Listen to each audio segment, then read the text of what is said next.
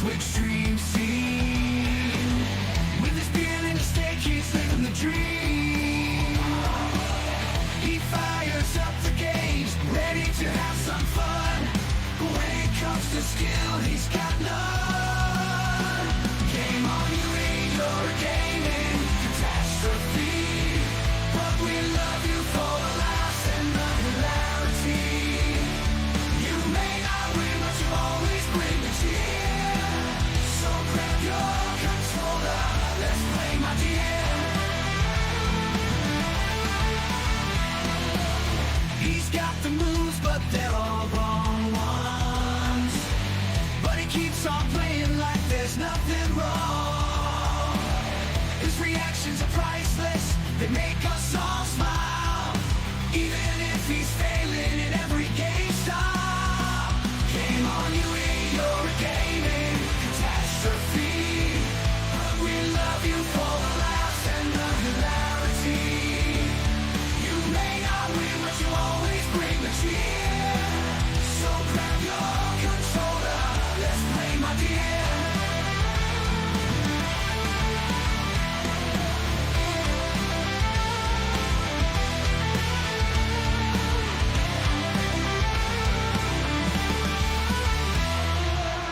UB's controllers covered in dust and grime. Ooh, yeah. He's been gaming since back in '89. Ooh, yeah. Our gaming grandpa with wisdom to share.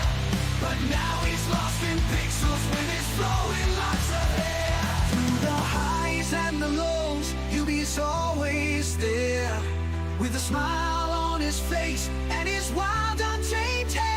From the retro classics to the games that are new, he's the heart of our gaming crew.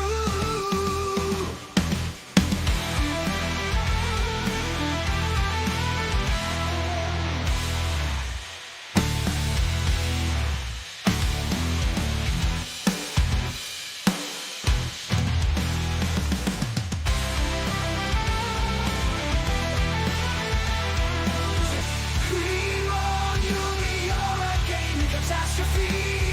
But we love you for the laughs and the hilarity. You may not win, but you always bring the cheer. So grab your controller, let's play, my dear. Oh yeah, gaming catastrophe. When it comes to skill, he's got none. Gaming catastrophe, heart of our gaming crew. Gaming catastrophe. When it comes to skill, he's got none. Gaming catastrophe, heart of our gaming crew.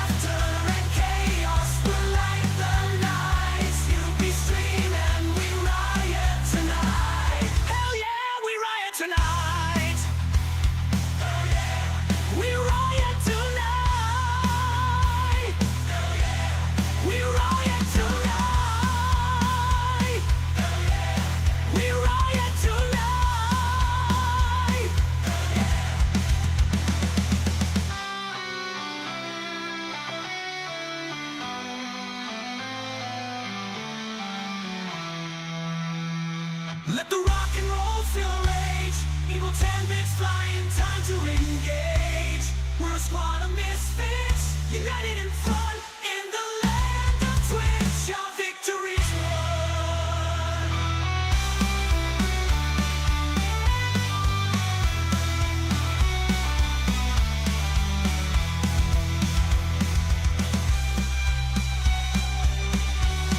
All rockers rise up and let's cause a scene.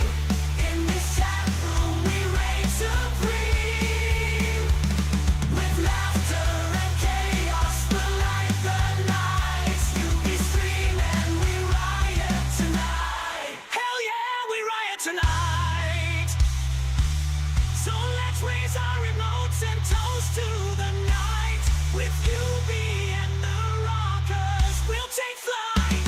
In this digital realm, we'll forever roll. As the mayhem makers of the Cyberdome.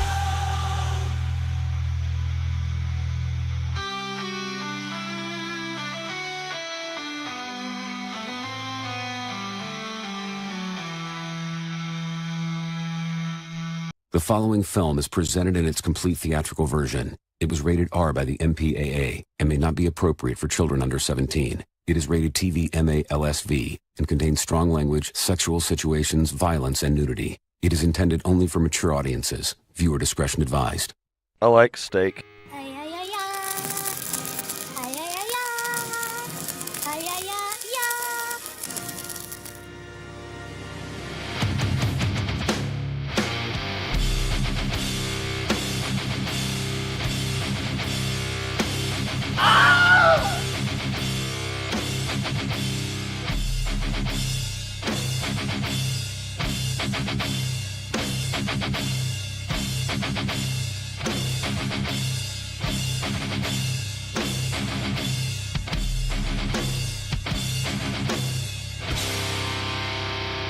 Now, check it out, Vanilla Thunder in the house. Button full of bars flowing from its head, got hair flowing and long. UB's dropping jokes and songs of bomb.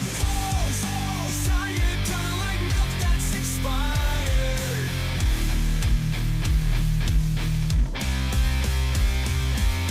Vanilla Thunder from the plains of Texas. Vanilla Thunder is coming Lexus. Vanilla Thunder, being catastrophe. That's just who he is. Our boy UB. That's me, the boy Ubi, stepping up, stepping out, laugh some love. That's what it's all about. Yes, give me the love and steak. Bill, like I said, I have wiggle sticks. They just don't fit. How is everybody doing on this Tuesday night? It is a Tech Talk Tuesday as we get ready for the little corridor of Tech and Ted. The Tech and Ted corridor, I like to call it. It's something I've been calling it for about 4 seconds now. Talking compression this evening. Hello to everybody. Let's give you all a big shout out real fast. Brent, Bull is here. Chris, Will, how you doing? Jeremy, good to see you. Who else we got up in there? Jake Guitars, Will Radden. I think I've said Will, but that's all right. David, hello in there. How good to see you. If I missed anybody else in there, I apologize. Good eye, mate, and also the tooth as well. Yeah, mate. I know a little Aussie. Just a bit. All right, talking compression this evening. So let's just dive into it since we've only got less than 30 minutes now.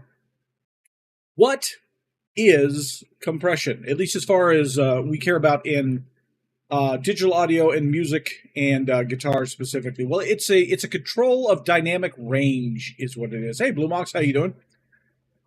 Basically, in a nutshell, it makes loud things quieter and makes quieter things louder, if done correctly. Now, kind of think about it as like having an assistant that's just there controlling your volume knob on your guitar while you're playing. That gives you kind of a general idea of what it kind of does. It evens your picking dynamics out. It can add a little bit of sustains. It can make your rhythm parts tighter and punchier. Can smooth your solos out if it's dialed in correctly. And most importantly, it can also help you bring up little transients that you may lose. So it does things like maybe helping you get your pitch harmonics to squeal, for example. So when you look at a compressor, usually they have different names for controls, but they all kind of do the same thing. One of them is the threshold. That's going to be at what level the compressor kicks in, the actual compression itself. The higher threshold, if you put a threshold higher, it means you're going to have less compression. In other words, the noise has to be louder for it to compress it, whereas a lower one means that it's going to engage the compressor more often. Next up you have is your ratio. Now that's how much of the signal is reduced once it goes over that threshold. A 2-to-1 ratio is really gentle. It barely compresses it at all. A 4-to-1 is kind of be more noticeable. It's kind of a common setting. 4-to-1, 3-to-1 are really common settings. 8-to-1 is a really heavy lifting. Usually you're going to find that in really, really crunchy stuff. Attack is how quickly the compression starts after it bumps over that threshold. Fast means it will clamp down. The faster attack, a couple of milliseconds, up to 10, 20 milliseconds. That means it's going to compress it much faster. So it's going to catch quick little peaks. Whereas a slow amount of time, say 100, 150 milliseconds, it's going to not squish your pick attack down as much. So it's going to depend on exactly what you're trying to do with your compression as to how quickly you want that attack in there. A slower compression is going to be better if you're going to be doing more clean stuff, whereas if you're looking for crunchy, heavy riffs, a faster compression is going to be what you're looking at for there. Release, that's the opposite. It's how quickly does that compression stop compressing the waveform after it drops back under the threshold. Slower releases is a more smooth, gradual, bringing it back up, whereas a fast release, it's going to jump right back up out at you. And then finally, makeup gain. And this is an important thing to realize here. When you compress, what it is doing is it's actually taking your waveform and making it quieter. So that means the entire waveform is going to get quieter in there so that it gets those peaks under your threshold there. So what that will do is it will make the things that were already quiet even more quiet. So you can add additional makeup gain, which brings your entire signal back up afterwards. So you squish it down so that the peaks are a little smaller. And the way decibel units work is they're not necessarily linear. So like something that's right up there at the 0 decibel, like it's right up at your threshold, is not the difference between 0 to -3 decibel is not the same as the difference between -3 and -6 decibels, for example. And the same thing all the way down there.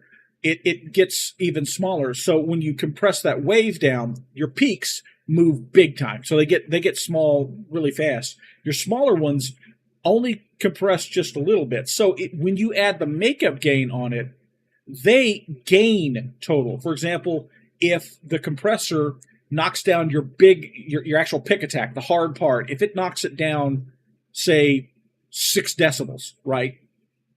It may have only knocked down your noise floor, your transients, your lighter sounding stuff. It may have only knocked them down, say, by 3 decibels. So if you give it 6 decibels of makeup gain to give it back what it took down on the peak, you've actually added. So your peaks are exactly where they were because you've subtracted for 3 for compression, and you gave it or you subtracted 6 on the compression, you gave it 6 on your makeup gain. But the small things, your little bitty noises, they only went down 3. So when you add 6, you brought those small ones up. So your quieter stuff is going to get louder. And that's actually where you bring up those little bits that don't, like, for example, the little squeaks, your not perfectly hit pinch harmonic that only squeals a little bit suddenly gets much bigger. So that's actually one of the cheats that those of us who play in the high gain, who use the pinch harmonics, that's one of the ways we can pull them out much more easily and much more rapidly, is if you have a properly set up compressor. Now, obviously, there's different ways to compress. You have pedals, obviously. You've got kind of a sustainer style, squishier style compressor pedals like your Ross or your Dynacomp. Then your kind of transparent and clean ones, that'd be like a Keeley or a Wampler or an Origin. Then you've got plugins and studio compressors like the 1176, which is a fast, punchy rock vocal guitar compressor. The LA2A, smooth and slow. It's great for lead playing. Then you have things like your bus compressors, which will compress an entire bus. It's actually kind of a gluing together process for mixes. Once you get everything all together, maybe not everybody's dynamics are perfect. Maybe one of them is a little hot, one of them is a little low. If you use a compressor on, it brings the hot ones down a little bit, and the makeup gain brings the low ones back up. So it kind of gets everybody mixed in a little bit better. And of course, multi-brand, you can also get a compressor that is a multi-band compressor that only compresses certain frequencies. So, for example, maybe you want a compressor on your low end because you're trying to chug, but you don't want it to affect your high end. So you can use a multi-brand band compressor for that as well.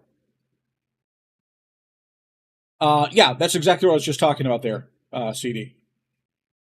But here's another thing. A lot of folks don't realize is that you may feel like you're playing as clean as you can, but the reality is you probably actually have compression on your chain somewhere, even if you're just guitar into a known clean amp. Amps and their associated amp sims, tube amps naturally compress whenever they get pushed, and amp sims usually try to replicate that. If you're using something obviously like a model, so like using a NAM or Tonex model, quite often the captures themselves are actually have baked-in compressors where, like if it's a full rig capture, they may have a compressor or more than one compressor in that, as well as the amps themselves. Your overdrive and your distortion pedals, the soft clipping that they do to create that distortion is a natural form of compressor. It just doesn't have the makeup gain behind it. So that is actually a bit of a compression. A lot of your cab sims and your IRs, the mic and preamp chains usually have some sort of compression and some sort of saturation to it. And your DAWs. I mean, there's some DAWs that actually default to having their channel strips or their mastering channels may have a limiter that are active by default. That's acting as a compressor. And then, of course, once you do all this, for example, once you've got it recorded and all that, once you release it, well, you know, your streaming platform, if you release it on YouTube, YouTube is going to add compression to it. Twitch adds compression to it. So compression, there's hidden compression all over the place. And that actually might be one of the reasons why you may be trying to get a more of a natural sound with a lot of nuance in it, a lot of pick attack and those sort of things, and it just doesn't come up as being something that is as that natural. It could be that whatever you're doing, you look in your signal chain, you may find, you know, this thing is probably giving it some compression. This one is compressing it down there, and that's what's causing it not to kind of breathe for you.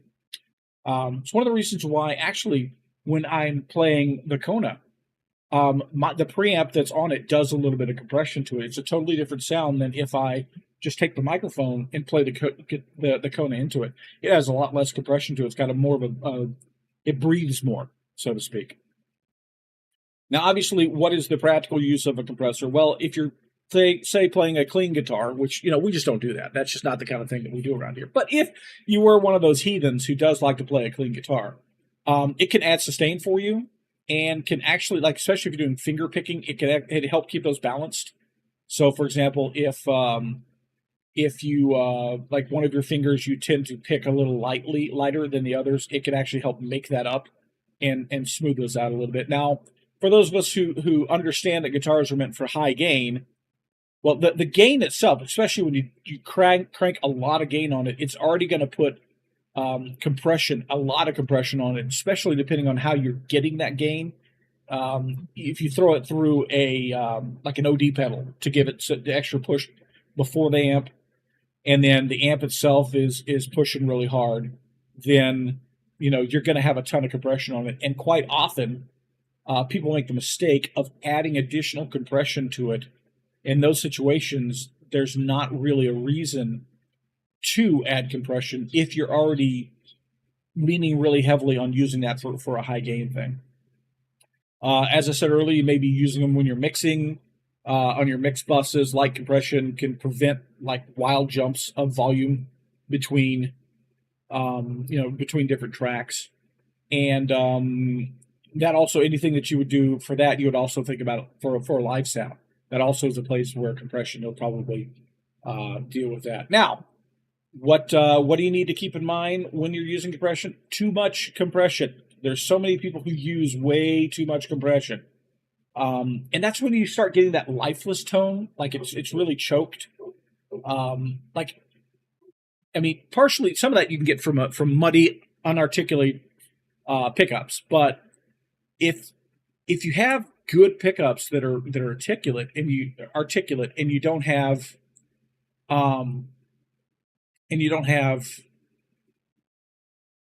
a like if you've got your EQ dialed in pretty good and you're not like a really muddy mid range on it, but it's still real muddy to you, you could be an indication that you may be using too much compression. That there just isn't enough nuance between when you're picking and when you're going lighter. Another big thing with compression is that when you're using that technique of using compression to bring the highs down and then use the makeup gain to bring the lows back up, when you bring those lows up, you're bringing your noise floor as well. All of that light noise that's down underneath all of that, you are bringing that up as well. So too much compression, especially too much makeup gain in compression, can give you a lot of noise on your signal that you're like, where's this noise coming from? And it's just your normal noise floor. It's normally down, say at negative 58 dB, and you've just raised it up to say, 40 or so. So now it's pushed up past where your noise gates are. You're hearing it a lot more in those sort of things. One of the big things to do is if you're trying to dial a compressor and start subtle, use a 2-to-1 ratio. Don't use a heavy attack at the start, and dial it in until it feels right. And more importantly, though, the ears are way more important than the settings. So what you hear is way more important.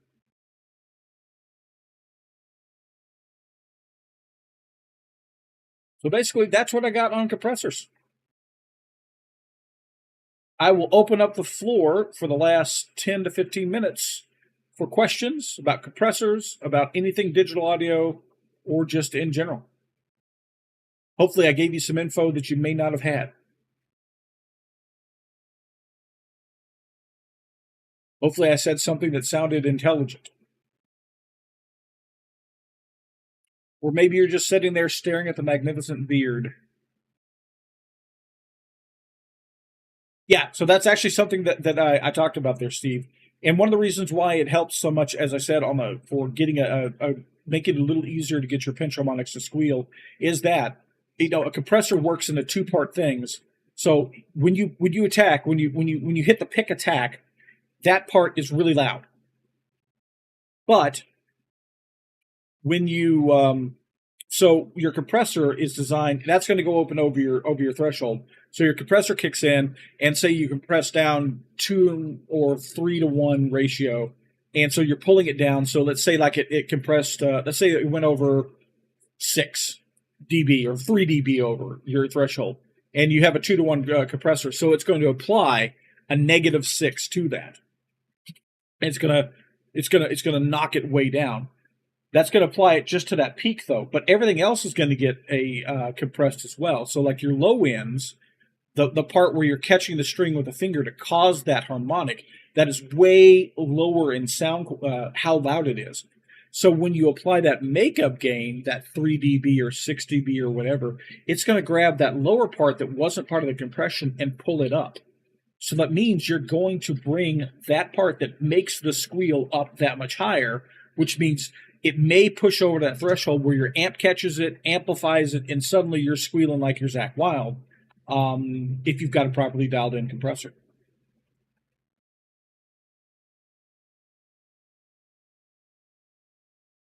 Mastering company make me remove compression from my recordings so they could do their work. Said it was messing up. And that will happen quite often, Jeremy.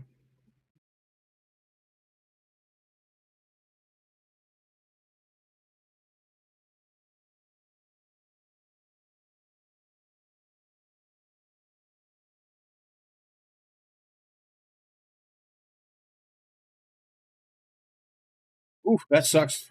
Done that a lot myself, Blue Mox. Or stand up with the headphones still on and just rip your head backwards. So yeah, that's exactly what I was describing there at the end, Keith. It's for you. Like when you're using compressor, you play a lot more of clean sounds, slightly dirty sounds. You're not looking for that heavy high gain. So what you're looking for on your compressor, you're not looking for it to help you with your chugging. You're looking for it to bring up those lower dynamics and to make sure that you're like when you're picking your pick attack isn't necessarily killing things. So you're going to want to use a much softer compressor. You're going to want to use like a 2-to-1 ratio, something along those lines. You'll definitely want to use like a medium attack or a much slower attack and a longer release so that it's not as harsh on that. So that's the way you're going to want to dial your compressor in.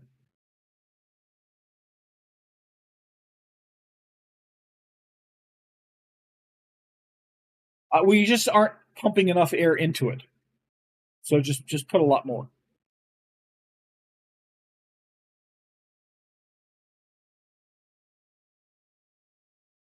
Any other questions?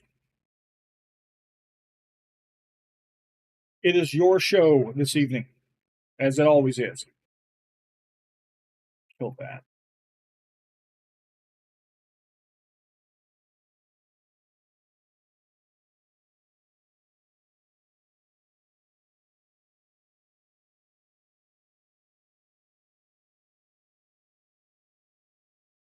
So for that one, you want to probably run a lower compression on it.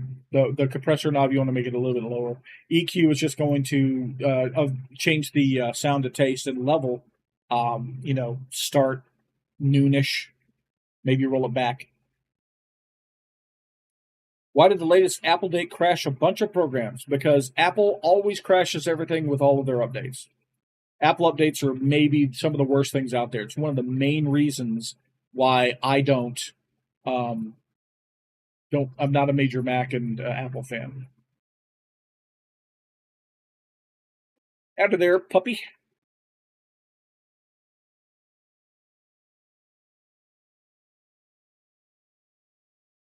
At 10 o'clock. That sounds about right, Keith. That sounds probably about where you want to be. Yeah, a very light compressor, especially if you're going to play either um, that clean stuff you've got through one of those tellies or strats, or even a tiny touch-up compressor um, behind your signal on that acoustic will probably help glue things together, especially if you're going to do like finger picking. It'll help keep everything, all the dynamics kind of even, as long as it's a very light amount. Obviously, you don't want to go heavy on it.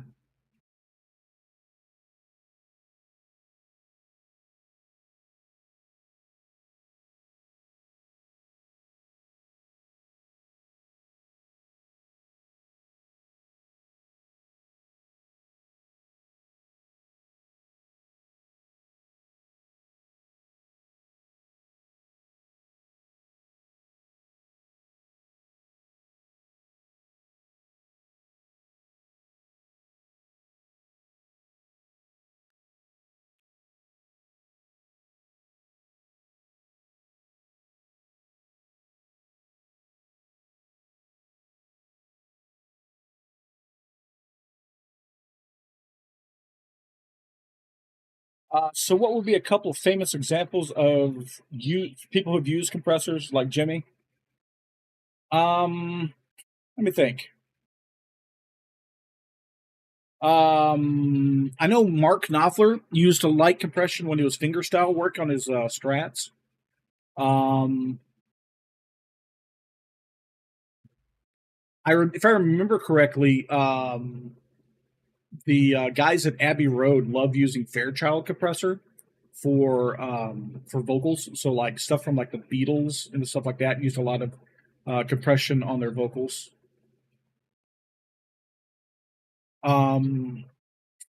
Used a lot in funk and soul, obviously. Um, People who have like the real sustainy style solos like Gilmore. I know they use compression to just increase that sustain that they get as well.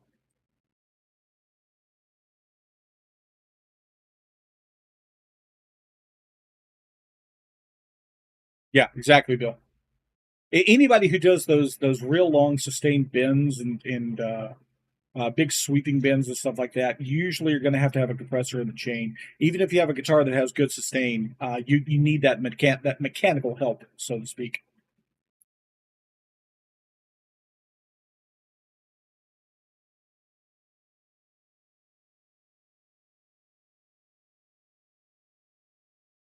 The plug-in stuff is a great place to do it, Chris. That's where all mine is. As I'm pretty sure I have told people the ones that I use. I use M compressor from Melda Studios before my amp sim, and then I use at the very end of my chain for kind of a mastering effect for it. I use the one from TDR, Colt Lincolnov or whatever it is. Both of those are free, and they're both really good compressors. You can't get some noise with some compressors, Jeremy. That's actually why I use the two. Excuse me, the two that I use. Trey, how you doing, man? It's good to see you. All right, we got about 5 minutes before Ted's stream. Anybody got any other questions before we roll out of here?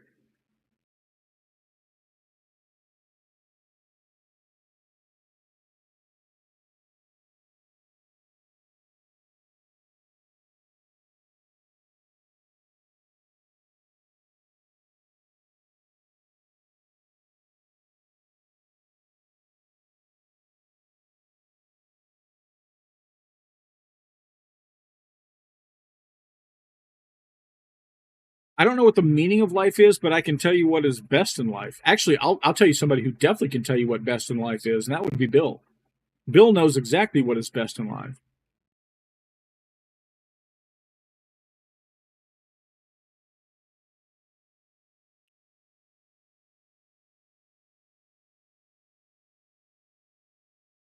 Which, of course, would be, anybody who's worth their salt knows that is to crush your enemies, to see them driven before you, and to hear the lamentation of their women.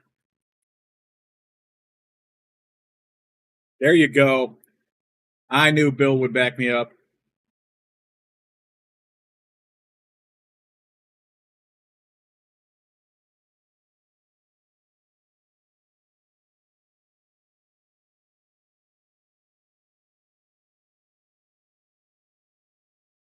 All right, we're gonna go wrap it up then. Thanks everybody for stopping by, and again, this and all the other episodes are on the playlist for Tech Talk Tuesdays. At some point in time, I'll get around to taking them and cutting them up and putting them all together in one video for perusal. But in the meantime, they're all labeled, so you know what the topics are. Just pop in there, take a look at them. Thank you so much for hanging out with us this evening. Let's all head over to Ted's live stream. It's up in the chat, top of the chat. Click the link. See you guys all over there. Here is the Patreon supporters. Thank you to each and every one of you who support the channel. And y'all have an outstanding evening.